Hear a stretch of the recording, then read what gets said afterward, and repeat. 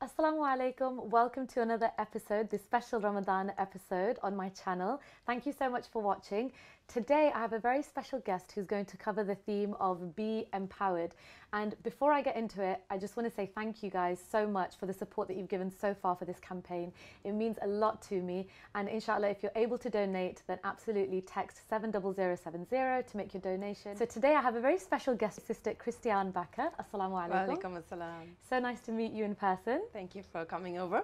I've read a lot about you, and I'm sure a lot of my viewers will also know a lot about you as well. Thank you. What's inspired you to join us on this campaign today? Well, I was very honored that you asked me to be part of it. I feel for the orphans. I think the orphans take a special place in Islam. You know, our Prophet, peace be upon him, he was an orphan from a very young age. So we are all meant to have an affinity for the orphans and a care for the orphans. And as they say, you know, we're meant to be one community and help each other through friendship and faith. So, you know, if anybody can extend their hand of friendship and perhaps sponsor an extra orphan this Ramadan, I think they would benefit and the orphan would benefit, and the charity. It's a win-win scenario. And inshallah, this particular campaign, we're focusing on the orphans in Syria as well. So inshallah, the funds are going to be used very, very well. I'm going to sponsor one as well, if I may. But also, you see, as a convert, as a new Muslim, I have an extra affinity with orphans because they don't have a family to celebrate Eid with, you know, for example, or to break fast with. Sometimes it's the same for a convert. I don't have a Muslim family to you know, do the same. So I'm dependent on people inviting me, and so are the orphans. And I think it's really important that we think about those people without families, without, you know, anything. I mean, especially those ones in Syria, and extend our friendship. I'm so glad actually that you've touched upon that. And just picking up on that, I want to talk about your book. Thank you. Your newly published book. Congratulations. Thank you very much. It's called From MTV to Makkah. Tell us a little bit about it, and tell us about you know, why you came to writing it and how it all got started. When I became a Muslim in 1995, I was at the height of my show business career.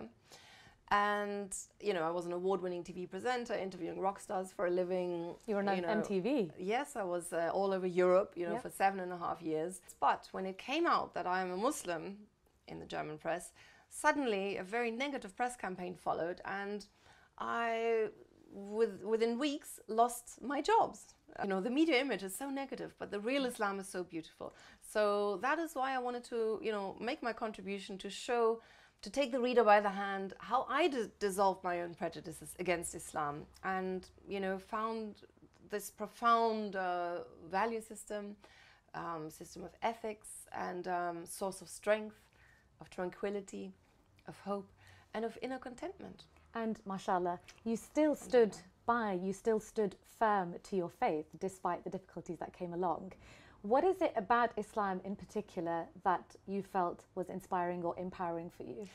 I do believe Islam empowers you, you know, in your life, in everything you do, because people disappoint sometimes. Everybody can, you know, people, we're human beings, you know, we're bound to disappoint others sometimes, you know, but God is always there. You know, you can rely on God. When He makes a promise, it will be fulfilled.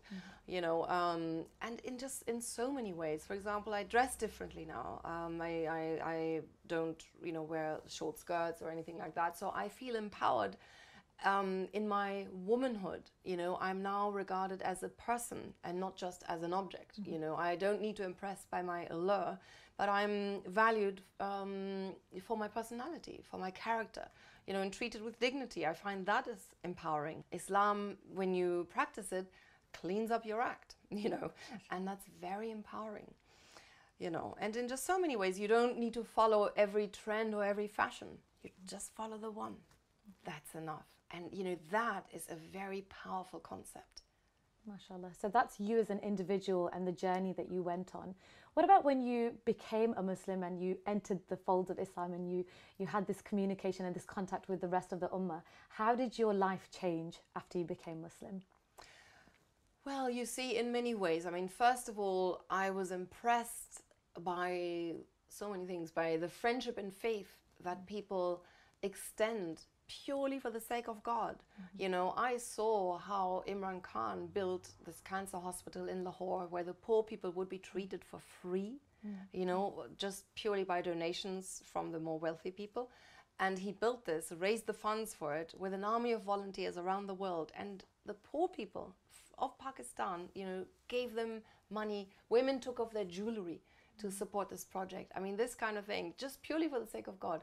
I have never seen it before. Now when it happens to me, I'm so extremely touched as well. When that happens, it is so touching, and I never saw this in the entertainment world, which is so ego-driven and, you know, very hedonistic. So now, of course, you know, and fasting softens your heart.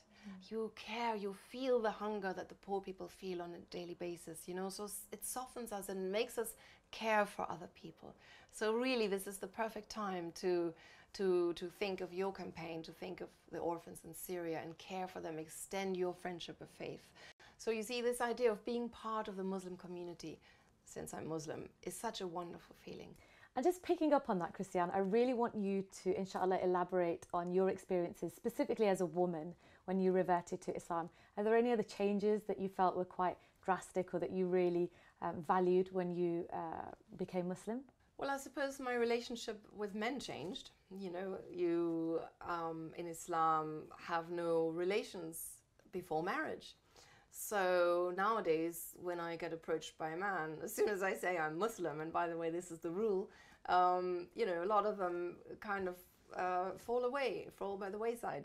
Sister Kristiane, I also want to, in particular, ask you about books and your favourite books, because a lot of sisters write to me and ask about my recommendations, and I'm a self-confessed bookworm. I want to know about your favourite books. The books that brought me to Islam, that helped me on my way, were The Road to Mecca by Muhammad Asad, Islam and the Destiny of Man by my dear friend who's passed away now, Gay Eaton.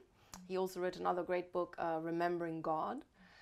Martin Lings's books, Dr. Nasser's book, The Heart of Islam. He wrote also many books. You know, the Seerah of the Prophet, peace be upon him, by Martin Lings. Yes. This is a very good starter package, I would say. What are you reading at the moment? At the moment, next to my bedside, I do have the Hikam. I have Abdul Qadir al-Jalani, Fatah Rabbani, The Divine Openings. Tell me about your first Ramadan, actually. Well, it wasn't always this easy, exactly. Quite right. It all started out with a bit of a disaster because the first Ramadan was in winter. Don't we wish for winter now, you know, when the fasts finish at 4 o'clock?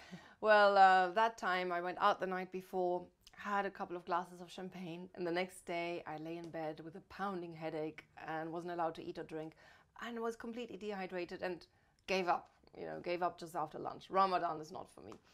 God forgive me for my bad beginnings. However, then, you know, the next year I'd given up alcohol, and by that time Ramadan was over Christmas.